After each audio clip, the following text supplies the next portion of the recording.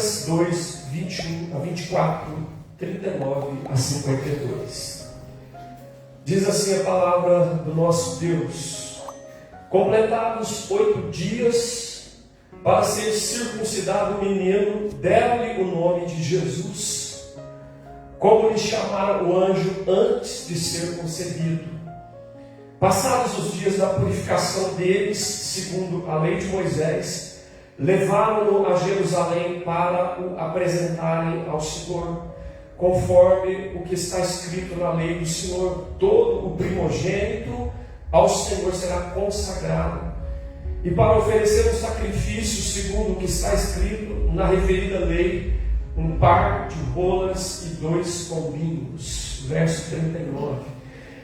Cumpridas todas as ordenanças segundo a lei do Senhor, voltaram para Galiléia, para a sua cidade de Nazaré. Crescia o menino e se fortalecia, enchendo-se de sabedoria, e a graça de Deus estava sobre ele. Ora, anualmente iam seus pais a Jerusalém para a festa da Páscoa. Quando ele atingiu os 12 anos, subiram a Jerusalém segundo o costume da festa. Terminados os dias da festa, ao regressarem, permaneceu o menino Jesus em Jerusalém, sem que seus pais o soubessem.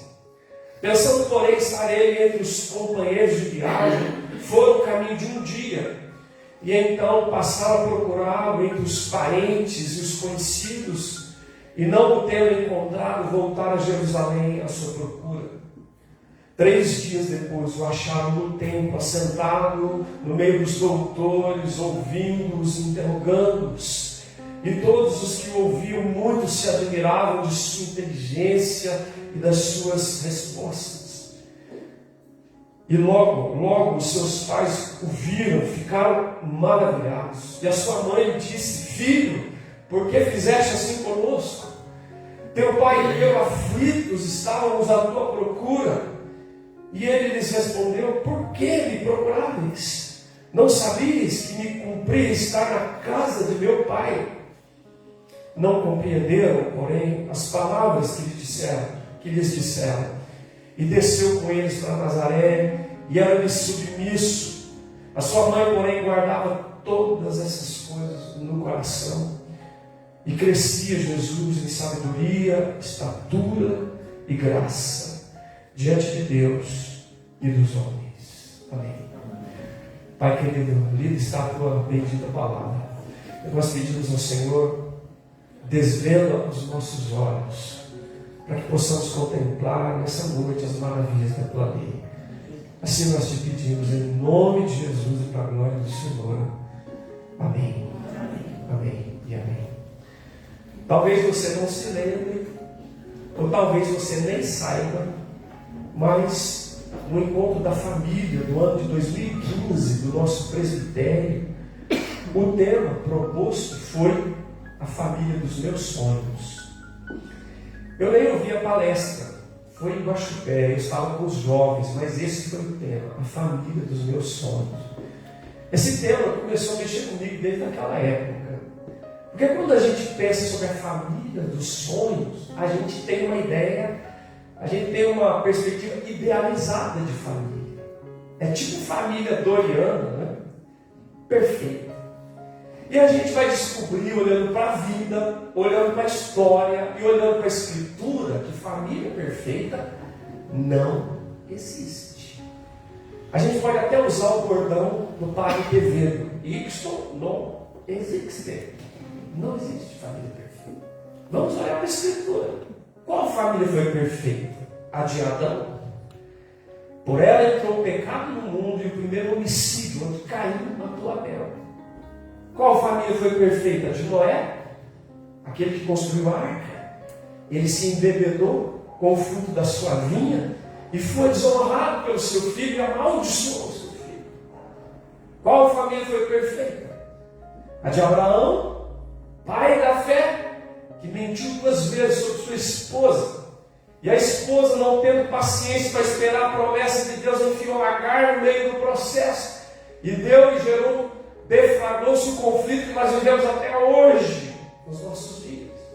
Qual família foi perfeita? A de Isaac. Não, Isaac repetiu o modelo do seu pai. Ele podia cantar a música de Elis Regina.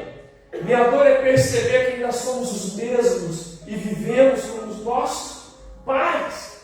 Isaac repetiu o modelo do pai, não porque era maldição hereditária, era comportamento aprendido e repetido pelo filho, que viu o pai mentir sobre a sua mãe e ele mentiu sobre a sua esposa. Qual é a família perfeita? A de Jacó? 4 esposas, 2 esposas e 2 concubinas, 12 filhos e casos de família para contar, perder de vista. Qual família foi perfeita? A de Davi? Adulterou com Batseba, tramou e assassinou Urias e teve que lidar com as consequências do seu pecado.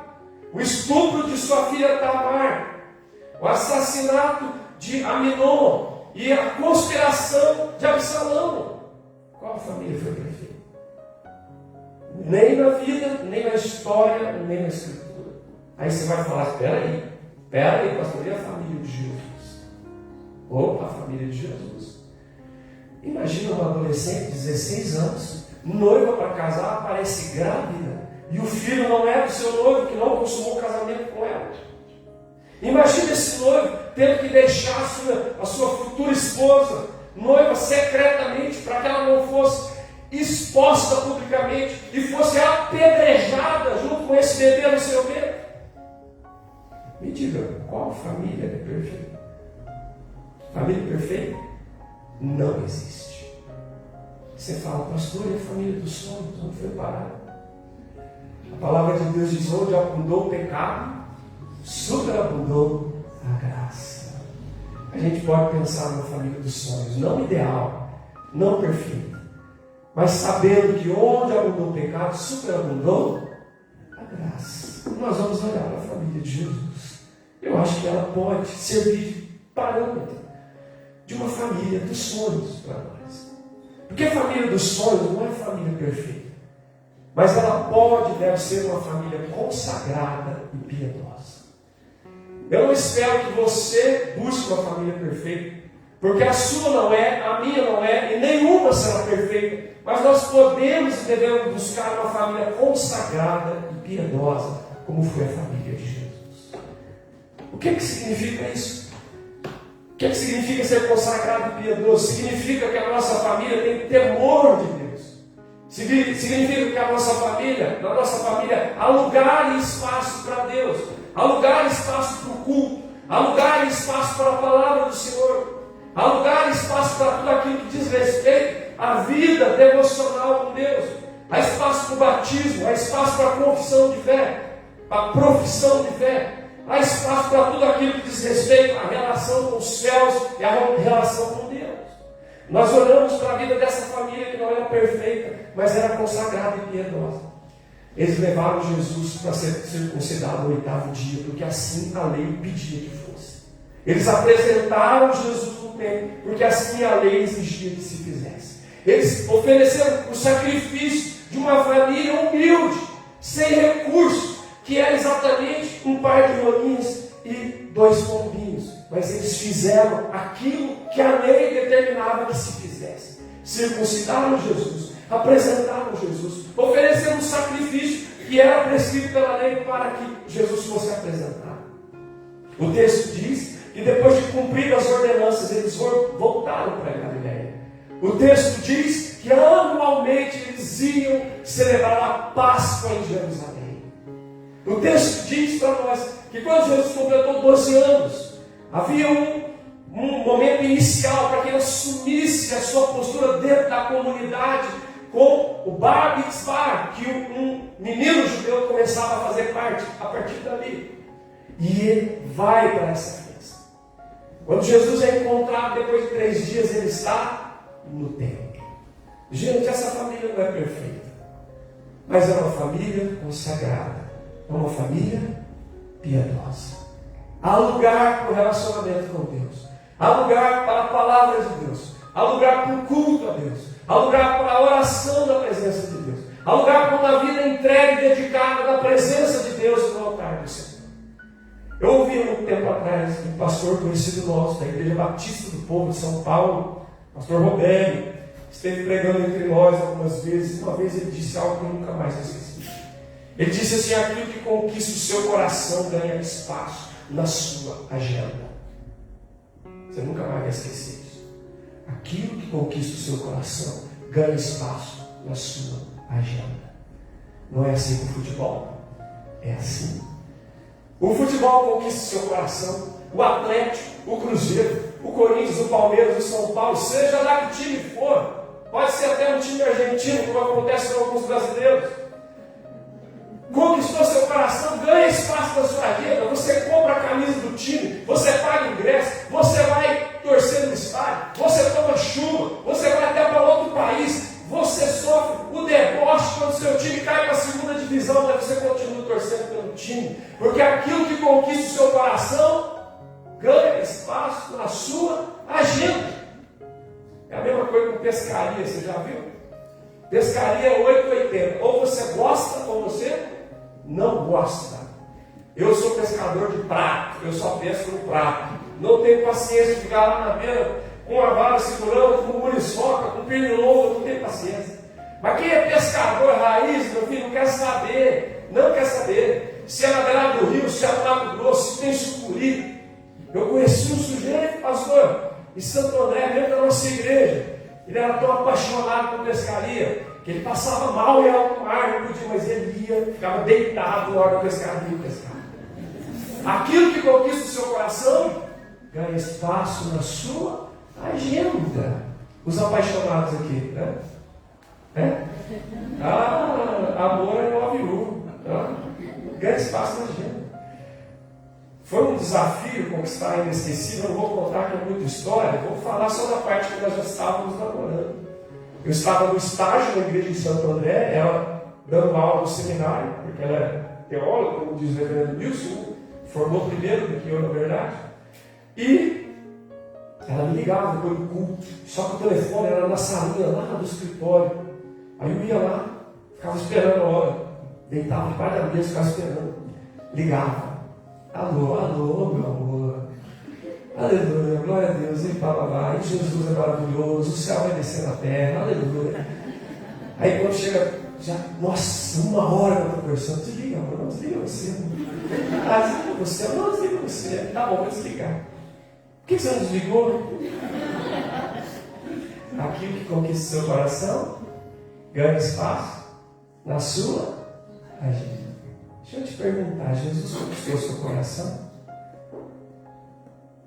A igreja conquistou o seu coração? A palavra de Deus conquistou o seu coração? O culto conquistou o seu coração? Deixa eu te perguntar, por que não tem espaço na sua agenda? Por que não tem espaço no culto? Por que não tem espaço na palavra? Por que não tem espaço na comunhão? Alguma coisa não está batendo. Se conquistou o teu coração, tem que ganhar espaço na sua agenda. Não espero que você seja perfeito, mas eu espero que você seja consagrado, que você seja piedoso, em nome de Jesus. Pode torcer para o seu time, pode gostar da pescaria, se pescar, manda para nós também.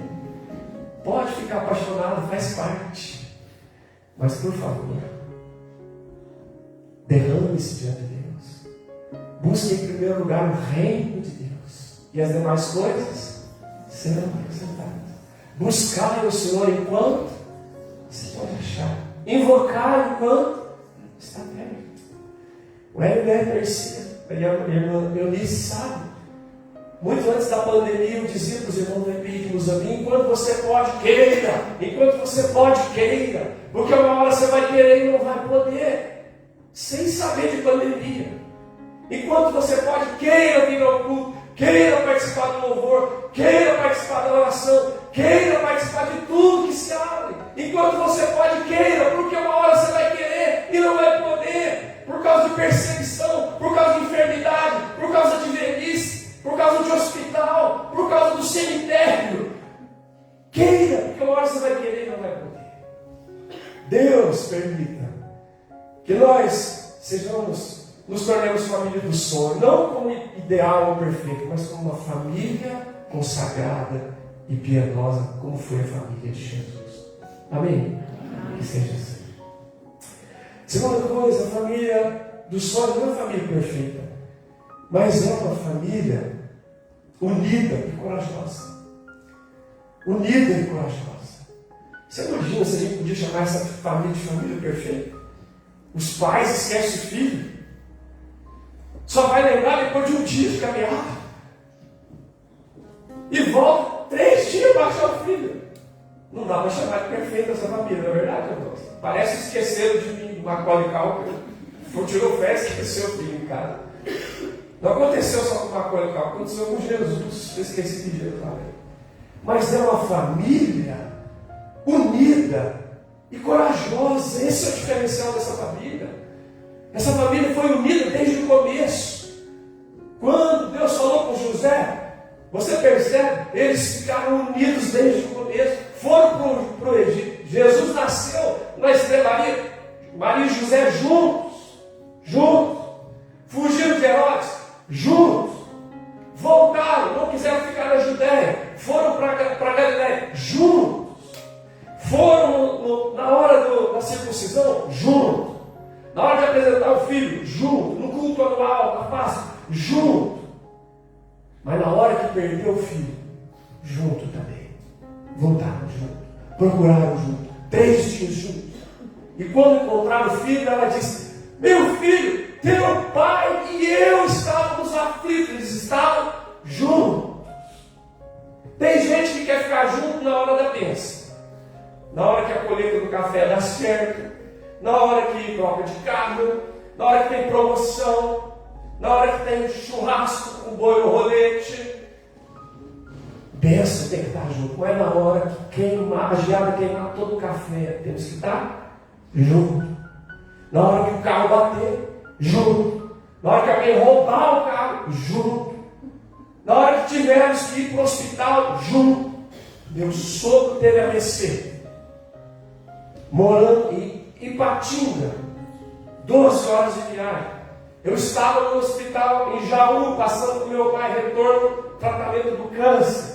Minha esposa me ligou e disse: olha, meu pai teve um AVC. Eu falei: Jesus, tem misericórdia. Ela falou: nós vamos ter que ir lá. Eu falei: agora a aprovação não vem no varejo, ela vem no atacado. Se prepara.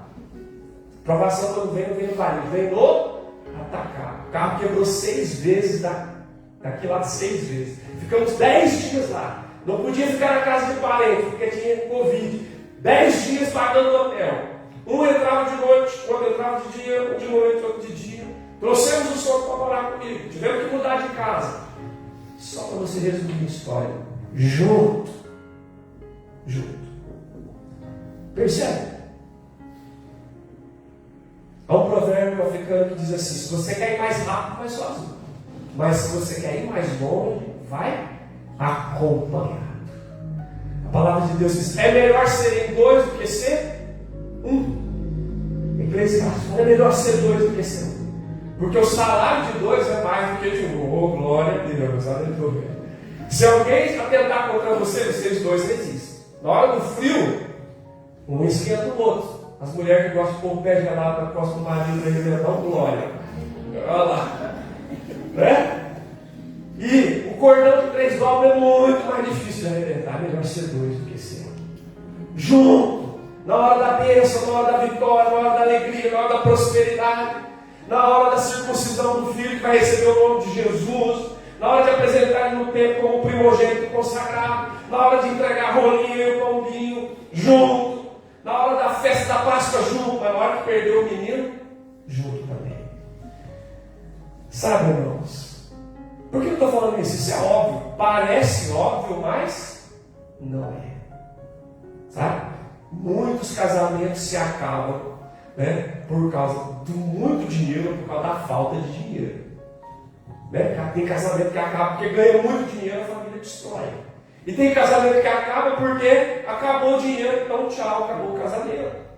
E mais que isso, tem casamento que se destrói porque a gravidez vem, aquela alegria da gravidez, aquela bênção, quando vê o médico descobre que esse bebê é especial.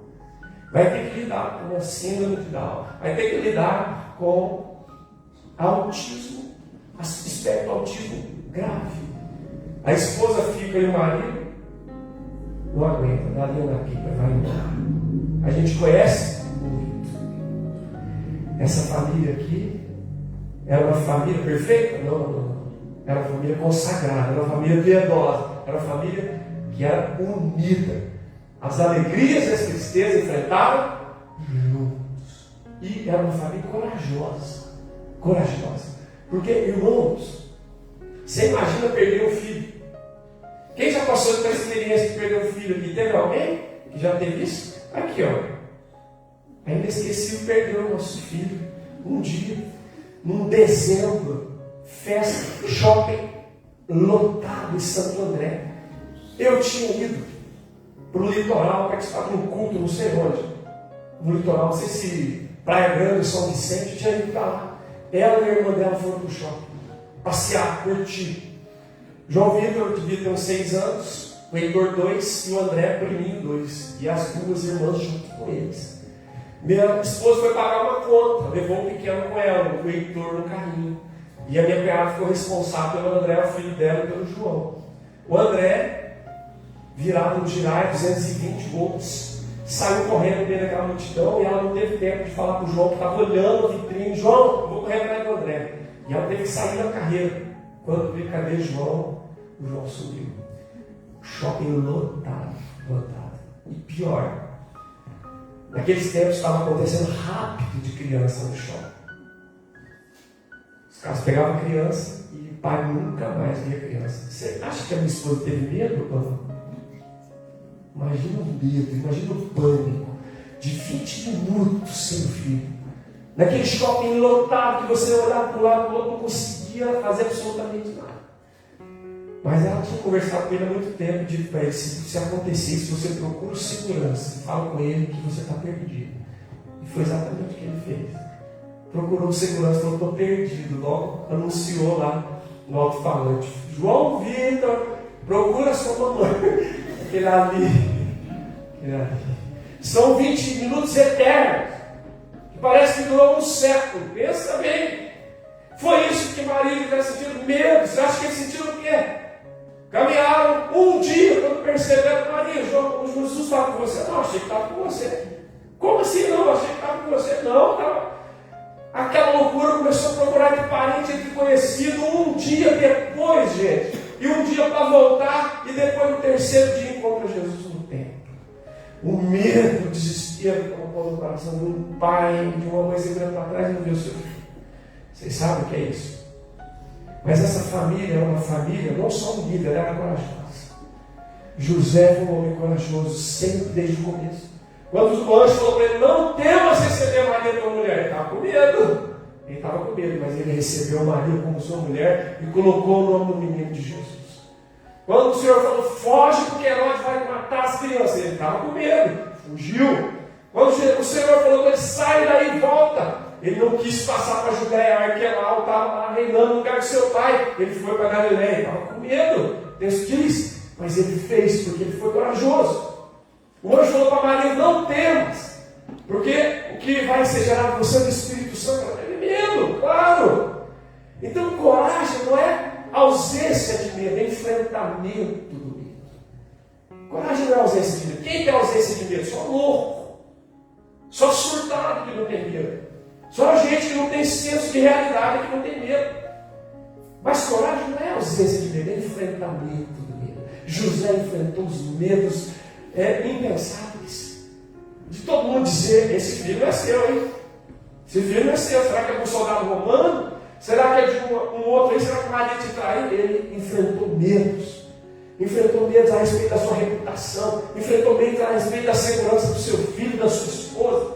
Maria enfrentou medos a respeito da rejeição de José, da comunidade. Coragem não é ausência de medo, é enfrentamento do medo. E você enfrenta medos. Imagina no tempo da pandemia quanto medo nós ficamos, não é? Isolamento, máscara, culto parcial, distanciamento, não podendo ver os entes queridos, não podendo abraçar os avós, não podendo ver os netos não podendo ver os avós. Medo. gente no hospital, gente na UTI, sepultamento, totalmente sem nenhum tipo de velório, nada. Eu sepultei uma tia, 56 anos. A funerária chegou, desceu um caixão isolado e enfiou lá no túmulo e acabou. Medo. Então, nós olhamos para essa família que não é perfeita, mas era uma família unida, era uma família corajosa. Não porque tinha ausência de medo, mas porque enfrentava o medo, porque ouviu a palavra de Deus, porque foi visitado pelo Senhor em sonho, porque o Senhor falou o coração, falou a mim, dirigiu o coração daquela família. Tem gente que tem medo de barata, tem gente que tem medo de rato, tem gente que tem medo de ladrão, tem gente que tem medo de assaltante. Nós temos medo, nós somos gente. Mas ser corajoso não é ausência de medo, é enfrentar os medos pela fé em nome do Senhor Jesus. Amém? Eu espero que a sua família não seja perfeita, mas que ela seja unida e que ela seja corajosa em nome do Senhor Jesus. É o Senhor que nos dá coragem. Nossa coragem vem dele. Ontem no culto de mulheres, a minha inesquecível estava pregando e ela falou de Josué. Josué viu Moisés morrendo. O povo de Deus, tudo que eles conheciam a respeito de Deus, eles conheciam de Moisés. Eles sabiam a respeito da libertação através de Moisés. Eles atravessaram o Mar Vermelho por meio de Moisés. Eles viram o pão cair do céu por causa de Moisés. Eles viram a água sair da rocha através de Moisés. A nuvem, a coluna de fogo, tudo era por meio de Moisés. De repente Moisés morre. Josué fica paralisado. 30 dias de luta, ele não se move. Sabe aquela pessoa que fala, vou pular de paraquedas, vou pular de paraquedas. Treina, na hora que chega no dia, na hora, você chega na porta do negócio, você olha para baixo, você frisa. Você não consegue sair do lugar, meu amigo. Josué congelou. Deus falou com ele, ser forte e corajoso. Não temes nem te espanto, porque o Senhor teu Deus é contigo, por onde quer que fores. Assim como eu fui com Moisés, eu serei contigo. Não te deixarei nem te desampararei. Onde você colocar as plantas dos seus pés eu tenho dado. Deus garantiu a sua presença, Deus garantiu a vitória e Deus deu a sua palavra. É assim comigo e com você. Nós enfrentamos medo, mas nós nos enfrentamos com coragem, pela fé em nome do Senhor. Amém? Não somos família perfeita, mas somos família unida e corajosa em nome de Jesus. Terceiro, essa família não é perfeita, mas é uma família sábia e amorosa. Uma família sábia e amorosa. Você vê que José foi sábio em fazer tudo o que ele fez. Se tem um modelo de pai na Bíblia, esse modelo é José. José é uma referência de pai. Acolheu Jesus como seu filho, deu o nome para Jesus e foi referência, abençoou, protegeu de Herodes, protegeu de Arquelau. Sabe? Cuidou, abençoou aquela mãe, aquele filho. Ele foi um homem cheio de sabedoria. Não foi sabedoria da terra, não foi sabedoria do homem, foi sabedoria do céu, foi sabedoria de Deus. Existe inteligência, existe conhecimento, existe sabedoria. Conhecimento é acúmulo de informação. A internet está abarrotada de informação, mas de sabedoria, não necessariamente. Inteligência é raciocínio lógico, perspicácia. Tem muita gente com raciocínio lógico, perspicácia, mas totalmente perdido, sem Deus.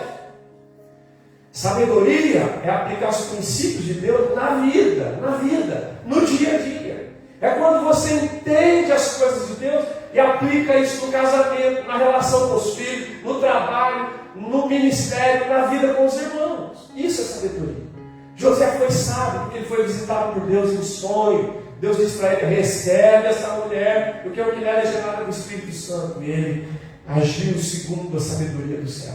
O Senhor disse, vai, foge daqui, porque Herodes vai querer matar a criança. Ele fugiu, porque ele foi dirigido pela sabedoria do céu.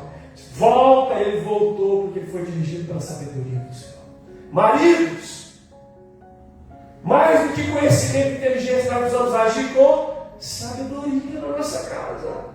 Deus dá sabedoria. Deus dá essa capacidade. Vou contar uma história rápida para vocês sobre sabedoria. Nós visitamos um juiz aposentado em Muzambinho, Dr. Ivan Macedo. Com o nosso grupo de visitação, a gente ia visitar não crentes. Visitamos ele. No final da visita ele ficou muito assim, agradecido, para contar uma história sobre sabedoria, que ele tinha falado sobre sabedoria na visita. Ele falou: eu fui escalado para substituir um juiz numa cidade, não me lembro qual, aqui da região.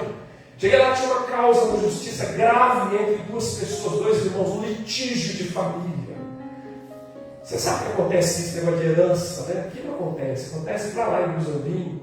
Pai morre, a mãe morre, os filhos quebram o pau por causa dinheiro, terra, herança, boi, vaca. Por isso que Jesus falou assim: não vim ser repartidor, né? Não acontece aqui, acontece só para lá. E aí o litígio, ele estava atendendo um senhorzinho, seu Zé, estava ali no canto, e falou: seu Zé, aguarda um pouco, é que eu vou precisar atender um caso aqui, de tal. O seu Zé olhou para ele e falou: isso é fácil, doutor. Imagina isso, ó. O seu Zé, sempre analfabeto, falou para o juiz: isso é fácil. Mas o juiz não era arrogante, não era soberbo, era humilde. Ele falou: seu Zé, fácil. O senhor conhece o cara? Conhece. Conhece a família? Conhece. Como fácil? Doutor, é muito fácil. O senhor faz o seguinte: um divide e outro escolhe. O juiz parou e falou: o quê? Um divide e outro escolhe. O senhor fala assim: ó, você divide aqui, ó. E o outro escolhe. Se você dividir grana, você sabe quem vai escolher, né? E se você for divisor, ele vai escolher. Acabou. O juiz falou: não é possível, não. Entra os dois lá. Escreveu no papel, número 1, número 2, entrou. Nós vamos resolver hoje essa situação. É o seguinte: um vai dividir, o outro vai escolher. E você toma cuidado de que você vai dividir, porque o outro vai escolher. Irmãos, resolveu a questão naquele dia.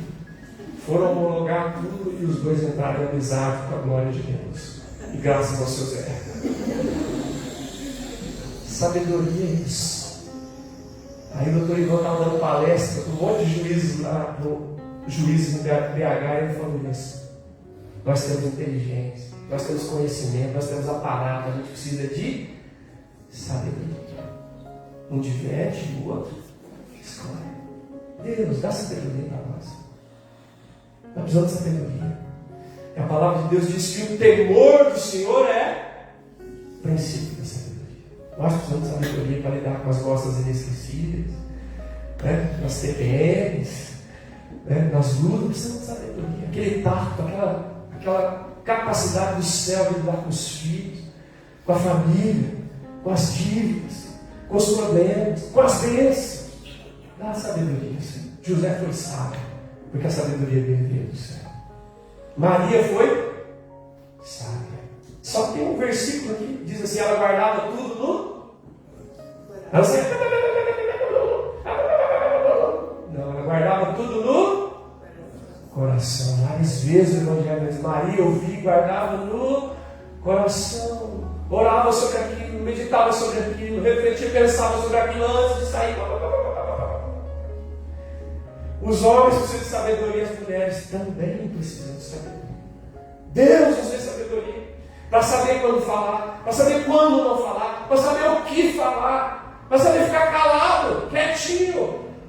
Quando o Pilatos perguntou para Jesus o que é a verdade, Jesus simplesmente ficou calado e não disse nada, porque a verdade não é um conceito, não é uma teologia, não é uma doutrina. A verdade era uma pessoa. A pessoa estava diante dele, em carne e osso. Jesus ficou apenas quieto. Entende? Que Deus nos dê sabedoria, que nós sejamos família sábia. Porque se você for sábio, a sua esposa será abençoada. Se você for sábio, o seu marido vai ser beneficiado.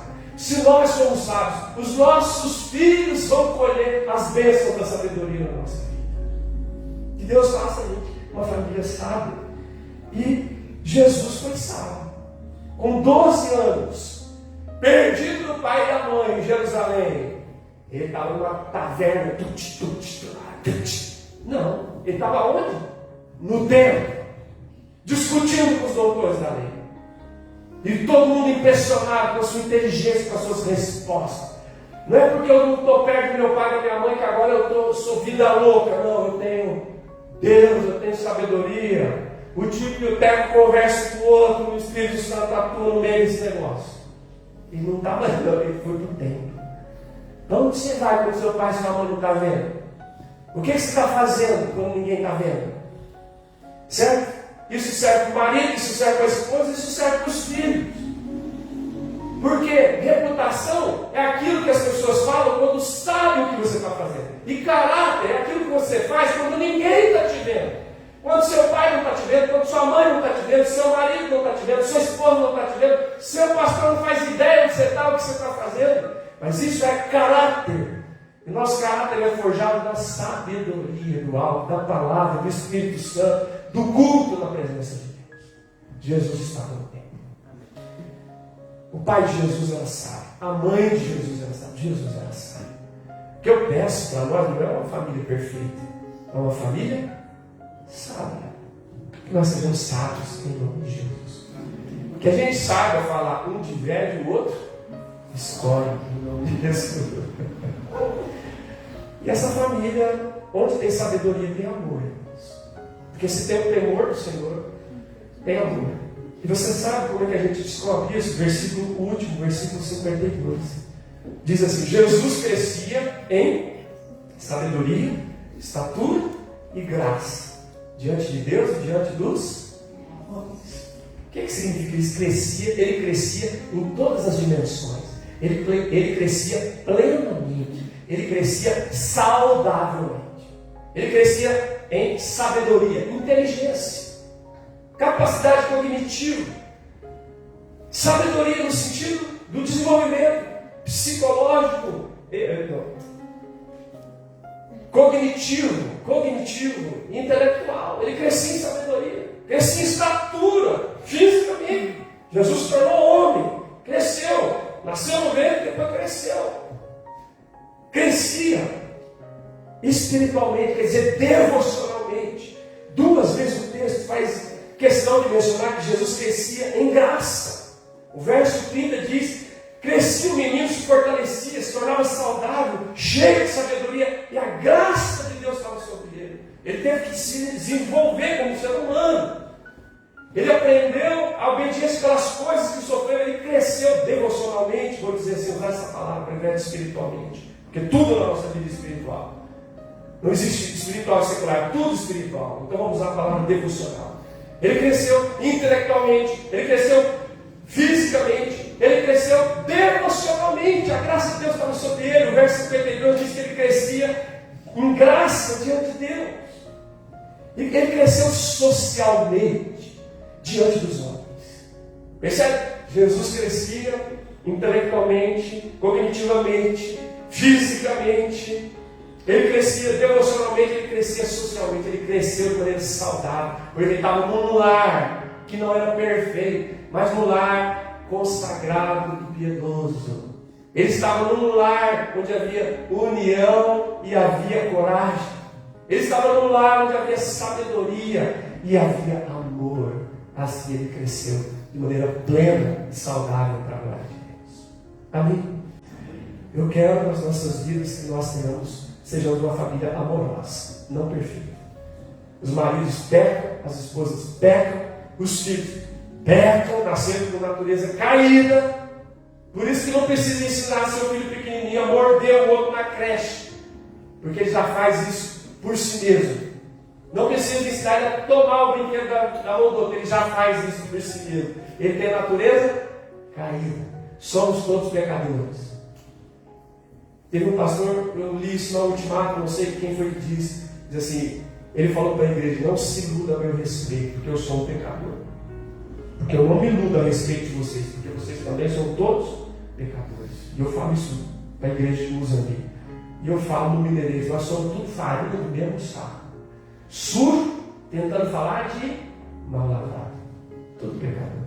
Mas onde abundou o pecado, superabundou a graça do Senhor. Que Deus tenha misericórdia de nós. Que nós possamos ter a família dos sonhos, né? Dos sonhos.